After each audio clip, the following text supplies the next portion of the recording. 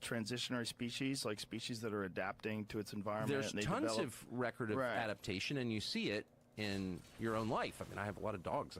I see adaptation in dogs, through the litter to litter.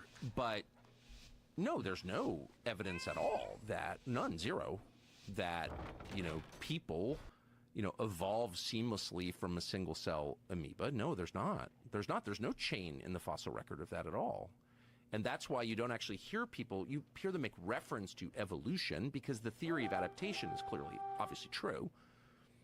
But Darwin's theory's totally that's why it's still a theory almost 200 years later.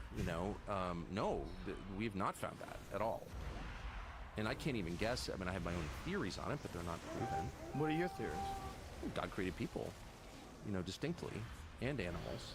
I mean, I think what every person on Earth thought until the mid-19th century, actually. Right. But it's not a new idea.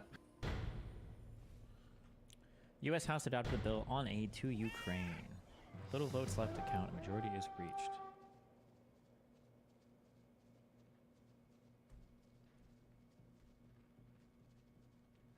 Is this supposed to pass the Senate? Or did it already come from the Senate? Ukraine aid passed.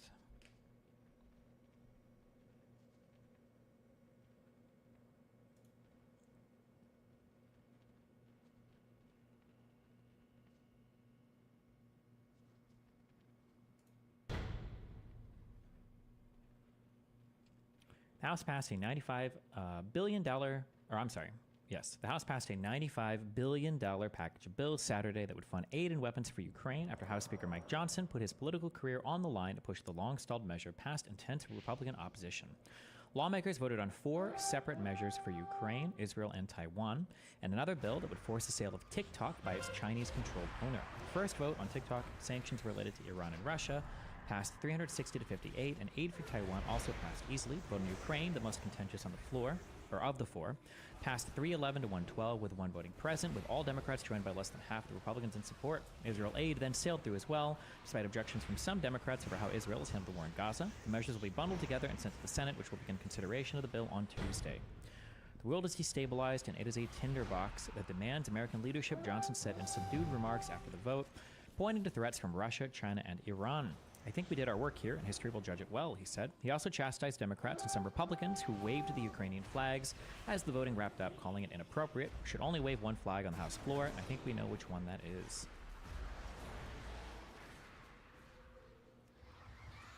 Breakdown of the $95 billion aid package. European command operations, $20.5 billion, $15 billion in security assistance. This is for Ukraine. Replenish U.S. stocks, $13.4 billion. Forgivable economic loans, $9.5 billion.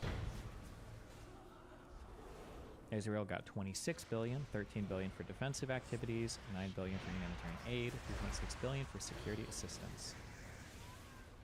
The girl that was injured from the Iranian attack is now independently breathing. Isn't this basically doing the same thing as the pro-Hamas subs of using specific examples to push how bad one side is? It should either be all reports of kids getting almost killed is fine or none at all, even though I'm an Israel stan. I think I said that large stories can stay up. This is probably okay because it's related to a major attacker strike. I think it's probably fine. Maybe Tiny finally has something to talk to Dr. Mike about. For those outside the US who don't understand the fuss about NPR, it is federally funded, is conspicuously partisan and vehemently ideological, has a high percentage of listeners who vote, spreads absurdities masquerading as virtues, has betrayed the public's trust. Why not give a few examples? Wouldn't it be good to pair some examples with this, or have some more facts instead of characterizations? Wouldn't that be cool?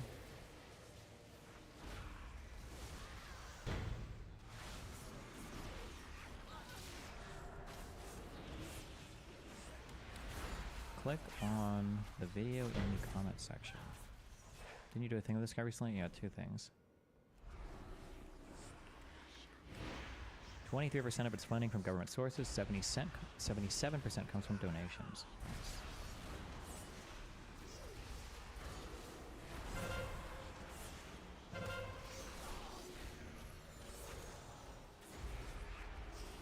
For example, I'll just cut right into this.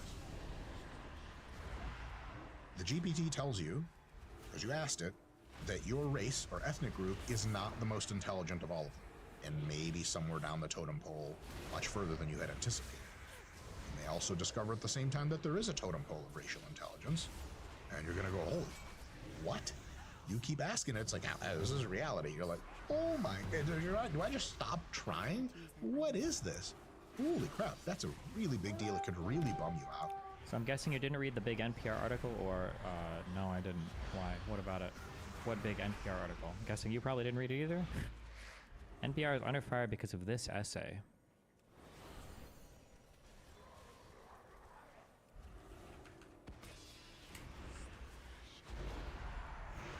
Now, inevitably, you guys get in the comments and ask me questions about race and intelligence. Here is my view in perpetuity until politics changes in at least the United States. This is my view as applied forward for the rest of this channel's lifetime until and unless politics really changes. Here it is. Ready? I 100% acknowledge, because I'm literate, that race is truly a biological construct. It is deep. It pervades almost everything. Race is a biological construct. I don't even know what that phrase means, but okay. Truly a biological construct. It is deep. It pervades almost everything, and it has real-world differences in ability that are complicated. They are overlapping in spectra, but they are nonetheless for sure real, and they affect every single thing about your life on the margins. If you ask me any more questions about that, I won't say anything, because I'm not getting canceled over that shit. Because in our current political climate, if I fill in the blanks of what I mean, your boy's out. Fuck that. I'm not ready to, you know what I'm saying, shut down the YouTube yet. But, so what I'm saying is, yes, race is real. Yes, race differences exist. Yes, even in every single quality that you think is too politically incorrect to talk about. Which is why I'm not going to talk about it. I got plenty of other shit to say. Tons of other great stuff. But as a scientifically literate, awake person, I have to say, yes, I'm aware of these things. Right? That's that. Okay. Aren't you agnostic? Aren't even you agnostic on this issue? Is this that big of a deal? I mean, he doesn't sound agnostic on this issue at all. He sounds 100% decided. I mean, I don't know what part of that sounded agnostic to you, but what is the difference between? Are these the exact same essays, or no? The Free Press one is the original publication. Kind of weird that he even decided to talk about it. It doesn't have anything to do with his channel. I don't know, maybe he gets questions about it, or... Oh, by the way, the only thing that I still permaban for with, like, no second chances, I'll probably never unban you, is if you accuse me of being bad faith. I don't know why you would waste your time in my channel, waste your time typing or talking, waste your time doing anything in my channel. If you think I'm bad faith, don't watch, or at least don't type, okay? Something tells me Destiny won't delve too deep into this issue. We've done plenty of reading and taken did full lecture series on this topic before. The idea that I'm too scared to dive into this issue is absolutely not true. I'm nowhere near as much of a pussy fucking loser as the audience captured like filth that you listen to that are too scared to say a single fucking thing that goes against the majority of their audiences. Go to your echo chamber, go to your hug box, and watch whatever you think you're getting, the uncomfortable truths you're getting from all of your fucking people that you think are so fucking brave because they say exactly what you dipshits and the rest of their audience wants to hear. Go watch them. Holy fuck. I don't do much with the race and IQ thing because intelligence research is really fucking hard. Social factors are really fucking complicated, and there's just not really like much in terms of solid answers there to have a really strong feeling about. There's probably some differences, maybe even as groups between like different capabilities, maybe intelligence, maybe not. I'm not really sure. I don't know. It's a really complicated question. That's why I don't dive much into it. And it's not really worth considering much, at least at the moment where the research is, because it's not like it changes any of the answers that we're having in terms of like social policy or anything like that, or immigration or whatever, or anything like that. If we really wanted to care about things like IQ, if you really wanted to get rid of like low IQ people from society, the first people that you would probably exterminate would be all the people that obsess over race realism, because it tends to be the most obese, the most type 2 diabetic, the most unemployed, the least productive members of society, and the biggest fucking losers that exist in the entirety of the society. Every single person that talks to you about race and IQ is literally 7 like insulin injections away from dying of hyperglycemia. Okay, like it's just not a very interesting topic. The only people that talk about are people that are obsessed with like the uncomfortable truths. And by uncomfortable, they mean literally the most comfortable things they can say in the hug boxes that they exist in. So this is not a topic that I feel like dedicating like fucking 2 years of more like research into. Okay. I've been at NPR for 25 years. Here is how we lost America's trust. Yuri Berliner, a veteran at the Public Radio Institution, says the network lost its way when it started telling listeners how to think. You know the stereotype of the NPR listener, an EV-driving, Wordle-playing, tote-bag-carrying coastal elite. It doesn't precisely describe me, but it's not far off.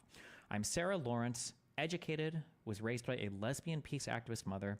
I drive a Subaru, and Spotify says my listening habits are most similar to people in Berkeley. I fit the NPR mold. I'll cop to that. Oh, I'm Sarah Lawrence educated, sorry.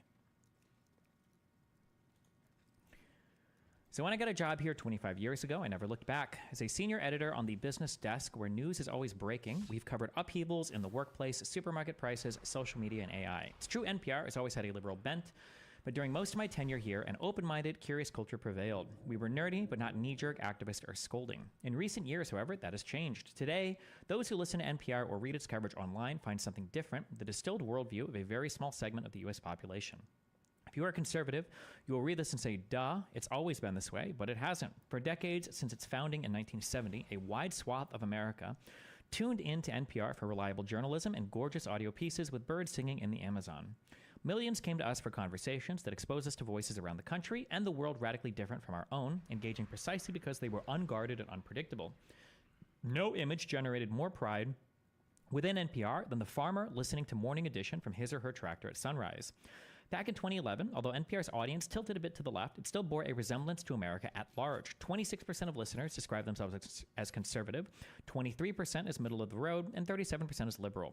By 2023, the picture was completely different. Only 11% described themselves as very or somewhat conservative, 21% as middle of the road, and 67% of listeners said that they were very or somewhat liberal. We weren't just losing conservatives, we were also losing moderates and traditional liberals. An open-minded spirit no longer exists within NPR, and now, predictably, we don't have an audience that reflects America. That wouldn't be a problem for an openly polemical news outlet serving a niche audience, but for NPR, which purports to consider all things, it's devastating both for its journalism and its business model. Like many unfortunate things, the rise of advocacy took off with Donald Trump. As in many newsrooms, his election in 2016 was greeted at NPR with a mixture of disbelief, anger, and despair. Just to note, I eagerly voted against Trump twice, but felt we were obliged to cover him fairly. But what began as tough, straightforward coverage of a belligerent, truth-impaired president veered toward efforts to damage or topple Trump's presidency. Hold on.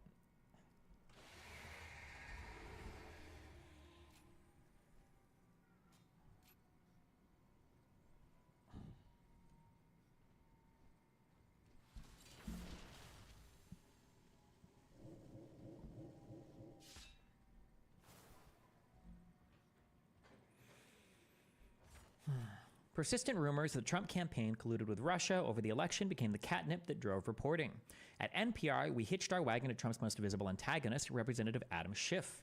Schiff, who was the top Democrat on the House Intelligence Committee, became NPR's guiding hand, its ever-present muse. By my count, NPR hosts interviewed Schiff 25 times about Trump and Russia.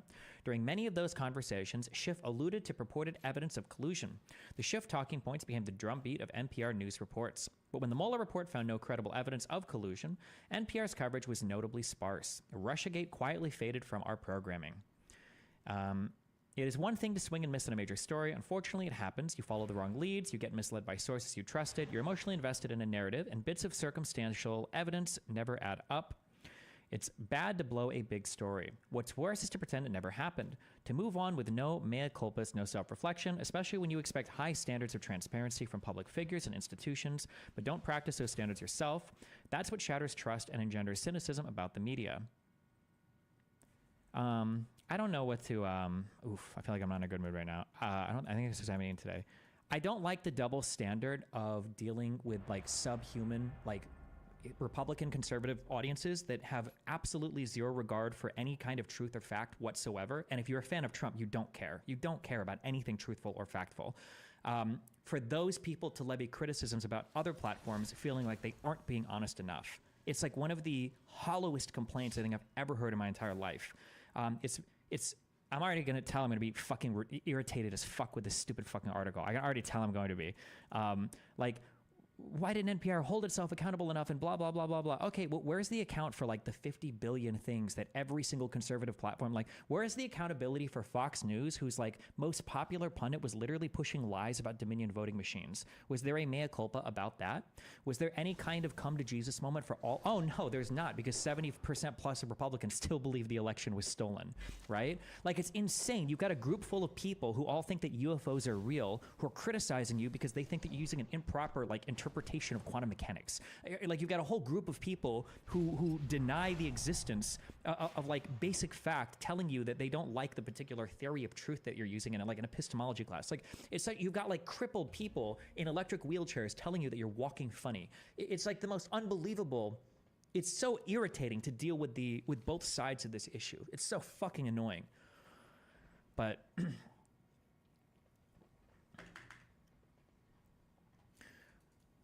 I'm playing devil's advocate. No matter how insane the other gets, couldn't you argue that something like NPR should always be above the fray? Yeah, sure, it should be. But like, you have to be honest about what you're doing, right? Like, I'm honest about what I do, right? I try to be truthful and I try to do my best in terms of research, whatever. But for a lot of people, that won't matter. And if I make mistakes, the reason why people don't trust me isn't because I'm making mistakes. The reason why people don't trust NPR isn't because NPR has made mistakes. It's because they're government funded and they seem to be on the left. That's it. That's the only reason. Like, that's it. Don't fool yourself. Don't fool yourself into believing that if NPR had handled Russia's story slightly differently, that the conservative trust in NPR would be more than 1 or 2 points higher. Because now you're missing the actual, you're missing the entire media landscape of what's happened over the past like 5 years, 10 years in this country.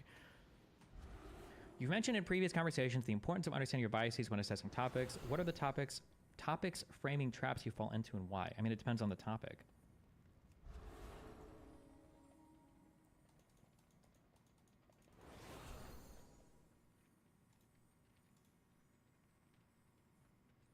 Would you consider going into politics if the opportunity presented itself? Fuck no.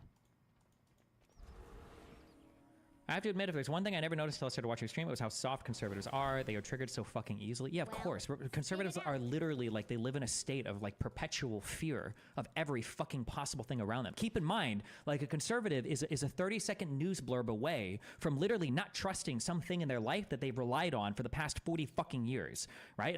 Like, a conservative is literally one Truth Social post away from thinking that refrigerators are sold to them by Bill Gates as like portable malaria transporters. Like, any conservative at any point in time could completely lose trust in some device or thing or institution or person that they and their entire family's lineage have relied on for the entirety of their existence. Like, this is the life that these people lead.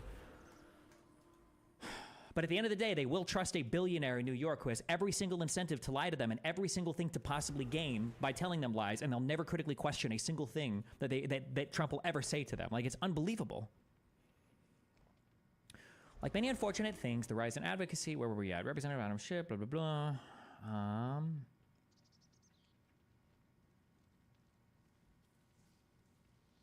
Russiagate was not NPR's only miscue. In October of 2020, the New York Post published the explosive report about the laptop, Hunter Biden abandoned at a Delaware computer shop containing emails about his sordid business dealings. With the election only weeks away, NPR turned a blind eye. Wait, were there any? Has anything come out yet about any of those business dealings being corrupt or bad at this point? If you're not conservative, you live in like in a fact-based world. Has anything fact-based, has that ever come out yet?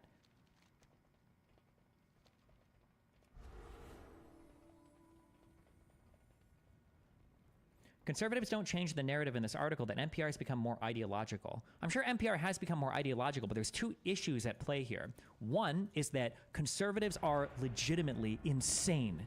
Like, if you are a Donald Trump supporter, like, you would support Hitler. Like, you are that far gone. That's not an exaggeration. I'm not a person that calls everybody a Nazi or fascist, but like, that's the point that you're at. You don't believe in any of the institutions of this country, including voting, Congress, any of the intelligence. You trust foreign intelligence more than our own. Any conservative that you ask is going to trust a story from RT more than they're going to trust like a State Department release. You're probably in favor of Trump like of all the insane shit that he said about suspending the Constitution to look for voter fraud, of overturning state election results, of supporting his goal on January 6th, of illegally tossing the election, like these are all like fashy. They're not even like, you're like past that. These are like past that. There's just like, there's no excuse. There's no carve outs for like a reasonable person to support this stuff. Like you're just unhinged.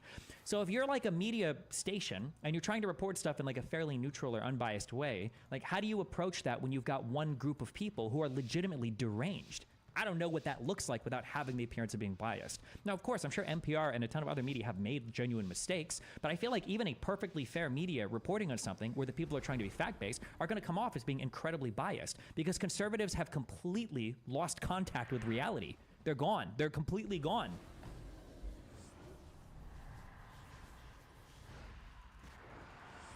Playing devil's advocate, but how is that a comparison to what Hitler has done? Because Hitler took steps when he was in power in order to remove powers from the parliament and in order to bestow more powers on himself, oftentimes in favor of things like national security or in the fact that he needs centralization of power in order to guide the country or whatever, right? It's the same shit that Trump wants to do, that you guys all support Trump for doing as well.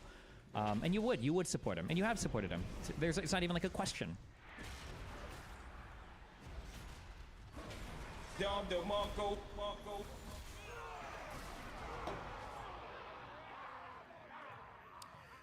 I just don't understand why Trump, though. Why do conservatives trust the most obvious frauds? I think it's like you're just like, I think conservatives are just mad. They're just like mad at the system, and then Trump is like, listen, I know you're mad, so like follow me. Like it's literally just that. It's as simple as that, I think.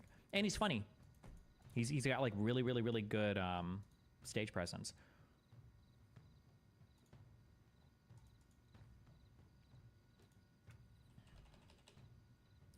With the election only weeks away, NPR turned a blind eye. Here's how NPR's managing editor for news at the time explained the thinking. We don't want to waste our time on stories that are not really stories, and we don't want to waste the listeners' and readers' time on stories that are just pure distractions. But it wasn't a pure distraction or a product of Russian disinformation, as dozens of former and current intelligence officials suggested. The laptop did belong to Hunter Biden. Its contents revealed his connection to the corrupt world of multi-million-dollar influence peddling and its possible implications for his father. What multi-million-dollar influence peddling? None of this is true. This person is like it sounds like this person was just a guy who was like a liberal, but he like didn't have like super strong liberal values. Maybe he hated Bush or whatever. And like you get these people, like I wonder if this guy was like a strong Bernie supporter. And then you just kind of like drift from like rage machine to rage machine. The laptop was newsworthy, but the timeless journalistic instinct of following a hot story lead was being squelched. The laptop was probably newsworthy, to be fair, but this characterization of it all is deranged. During a meeting with colleagues, I listened as one of NPR's best and most fair-minded journalists said it was good we weren't following the laptop story because it could help Trump. When the essential facts of the Post reporting were confirmed and the emails verified, independently about a year and a half later, we could have fessed up to our misjudgment, but like Russia collusion, we didn't make the hard choice of transparency. Politics also intruded into NPR's COVID coverage, most notably in reporting on the origin of the pandemic. One of the most dismal aspects of COVID journalism is how quickly it defaulted to ideological storylines. For example, there was Team Natural Origin supporting the hypothesis that the virus came from a wild animal market in Wuhan, China, and on the other side, Team Lab Leak, leaning into the idea that the virus escaped from a Wuhan lab. The lab leak theory came in for rough treatment almost immediately, dismissed as racist or a right-wing conspiracy theory. Anthony Fauci and former NIH head Francis Collins, representing the public health establishment, were its most notable critics. And that was enough for NPR. We became fervent members of Team Natural Origin, even declaring that the lab leak had been debunked by scientists. Scientists debunk lab leak or lab accident theory of pandemic emergence. 3-minute listen. Unless something new has been published also, my understanding is the two big studies that looked for the origin of COVID still seem to point to the wet market, unless there might have been a couple other big studies since then that I haven't seen. But my understanding is that still were the two largest studies that tried to pinpoint the location, the origin. I think still point to those wet markets, unless something else, unless something else has been published that I haven't seen. So this probably wasn't incorrect at the time at 2020. Not to say that it's impossible that it came from the lag. My understanding is that's still where the research was there. Using your reasons for getting mad at Trump for the classified document scandal. Explain to us why Hillary Clinton shouldn't be prosecuted for her email scandal. When Hillary Clinton got accused of having a private email server. Okay, Hillary Clinton met with the FBI and turned over essentially everything, saying, hey, here's my shit, go take a look at everything, and cooperated fully, didn't plead the fifth. I don't know if she got legal representation, but it basically did everything at all points in time to cooperate with the FBI. Now, after an order to stay everything on the email server, supposedly the, it's not Podesta, the guy that was in charge of her servers deleted or wiped some of the server stuff that I think was supposed to be kept by the FBI, or that was ordered to be kept by the FBI. And I think he knew it at the time. I think he did. But when the FBI was doing their research, they couldn't find that there was any evidence that that order was given maliciously. They couldn't find any evidence that Hillary said anything to him to delete it. There was just no evidence of anything. Hold on. So, Ben J. VMX, Mr. Hitler supporter, before I ban you, you really think he wiped it on his own authority? What a joke. We live in the United States of America, you fascist. If you can't prove something is a crime, the burden is on the state to do the proof. Hillary Clinton, as evil as she is, wasn't as much of a fucking retard as your leader, because Hillary Clinton didn't sit in front of reporters and say, hey, by the way, I'm not supposed to have these emails, but I'm going to show them to you anyway. And by the way, this is classified, and I could have declassified it, but I didn't, okay? So is it the fact that Hillary Clinton maybe did break the law? Maybe she did, and she didn't get caught? It's possible. But guess what? In the United States of America, you're innocent until proven guilty, and they couldn't prove anything guilty. However, with your dipshit leader, Trump, one of the stupidest fucking motherfuckers you guys have ever supported for fucking president, and that reflects just as poorly on you. This fucking retard was stupid enough to leave evidence in text messages, phone calls, and on camera in front of fucking reporters. People with cameras and recording devices, okay? That's your fault, okay? That is 100% your fault. If you're sitting here thinking, like, man, it's bullshit that Trump is getting prosecuted and nobody else, well, there's two things to consider. One, maybe they didn't actually do these crazy things that you guys have successfully thought they've done that no evidence has ever been leaked to them actually doing. Or two, if they did do it, maybe there wasn't enough evidence for the state to actually prosecute, which is how our legal system works and how it's supposed to work. Or three, maybe all of the system and all of it is entirely corrupt and rigged against everybody that you don't like, but rigged against, rigged against everybody that you like, but not against everybody you don't like, even though Trump was president, and even though he pardoned all of the criminal that he worked with, and even though they were pardoned, they got out. Like, I don't know, bro. You live in an insane world. Like, your world has it doesn't comport with reality. You're insane. You're insane. Find me like one conservative that can admit that Trump did something wrong, and then we can start to talk about the Hillary Clinton email shit. Like, I'm sorry that you need proof to prove somebody guilty of a crime. Or if you think that literally all of it is rigged and all of the FBI and everybody's against something, then why do you even care? Then you shouldn't even you don't deserve to have the conversation. You just shouldn't, because you're too, like, who cares? Anything I say, you're just gonna say, oh, well, they rigged it. Oh, well, they lied. Oh, well, Comey, lifelong Republican? Not really. It's all part of the deep state. Then who cares? Like, you have nothing to say. You're not even worth talking to. You're barely a human being. Christ. When word first broke of a mysterious virus in Wuhan, a number of leading virologists immediately suspected it could have leaked from a lab there conducting experiments on bat coronaviruses. Why not leak the leading virologist? Why not leak name and name? You're a news reporter. You should have some, right? We had names up here. This was in January 2020. Maybe it'll be down here. During calmer months before a global pandemic had been declared and before fear spread and politics intruded. So just because there wasn't enough evidence, she gets off scot-free. How is that justice? Because that's how our legal system works. You have to have enough evidence to prove that somebody committed a crime beyond a reasonable doubt in front of a jury of your peers. That's how the U.S. criminal justice system works. If you want to criminally indict somebody and convict them of a crime, you have to make that argument in front of a jury of 12 people. If the state or the federal government feels like they don't have enough evidence to bring a charge that they could get a grand jury indictment on, or that they can get a conviction in court, then they're not going to waste their time. Didn't Biden label Trump supporters a threat to national security? Who are the ones trying to keep people off the ballot? Didn't RFK Jr. successfully sue Biden for censoring him?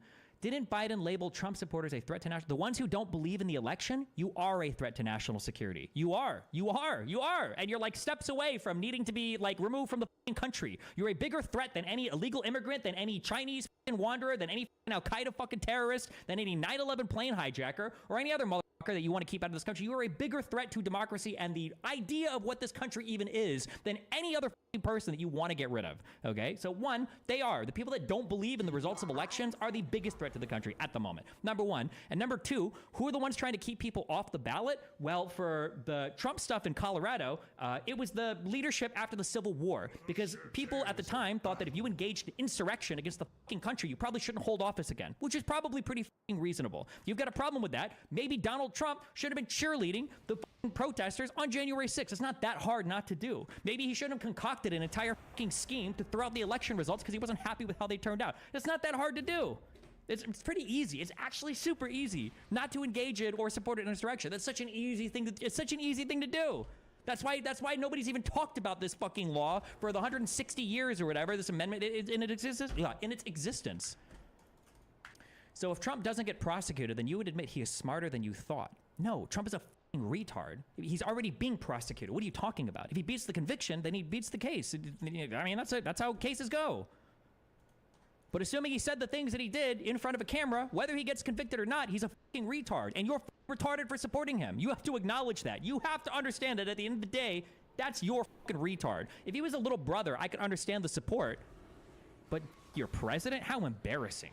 How fucking embarrassing. To be the living stereotype that every cosmopolitan liberal accused a conservative of being in the 90s. At least you had people like Bush, for all his misspeaks. Isn't that guy like a Yale graduate? For all of his misspeaks, for all their problems, at least these people were decently intelligent and could lead a country and knew the three branches of government and could identify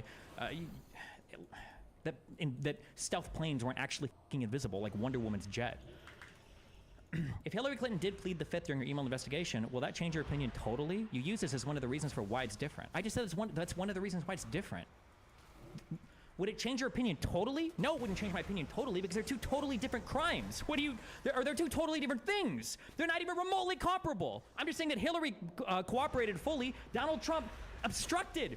Donald Trump isn't even being charged with the taking of classified information. He's being charged with obstruction of justice. And then I think it's willful retention of national defense secrets for things that he didn't even have the authority to declassify unilaterally.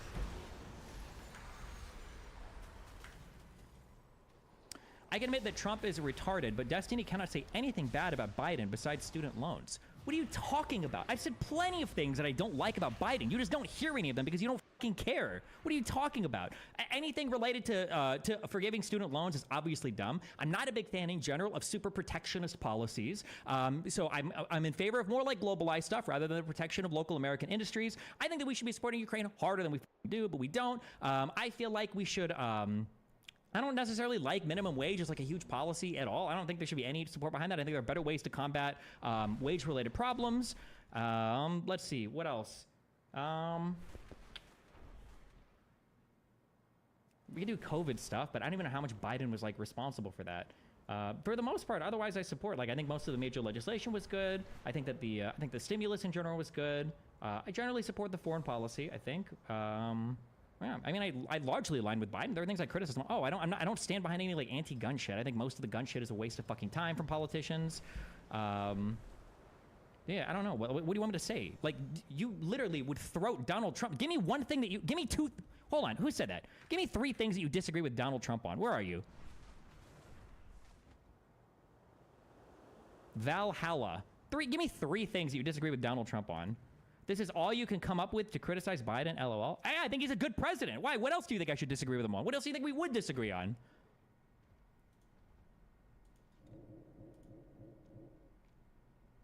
Biden is a better president. He's a better man. He's a better person. He's a better American. Like in every measurable, conceivable way than Donald Trump. So of course I'm going to align with him more on almost anything. And politically we agree more. How about how Biden handled classified documents? If the stuff that came out from the one report that he had stuff that he was showing the book writer in order to write an autobiography or whatever it was true, then he shouldn't have done that either. That's wrong. It may be illegal. I'm not sure what the final result on that was because I didn't read through the entirety of that report. I just read articles on it. But if he did that, that was definitely wrong too. He shouldn't have done that. But it's still not. That isn't even remotely close to what Donald Trump did.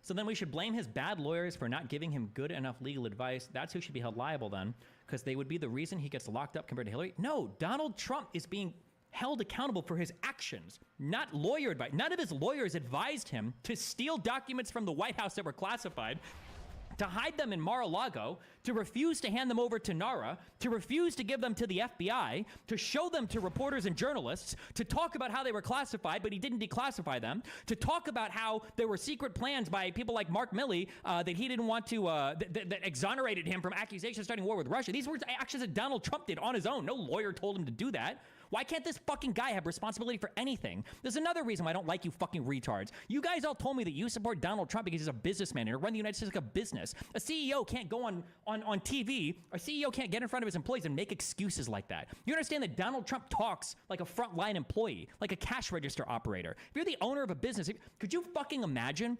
Even as a supervisor in a fucking restaurant, I know this, that if my manager came in and told me, hey, why the fuck are all your tables dirty? And I started blaming all my employees, I would probably get demoted or fired. What a retarded fucking thing to say. I know I can't say that to my fucking manager. The tables are dirty. It's my fucking fault because I haven't told my employees to do it. So how the fuck is it that Donald Trump can blame the deep state, can blame the Democrats, can blame the intelligence agencies, can blame the unfair media, can blame the unfair countries that aren't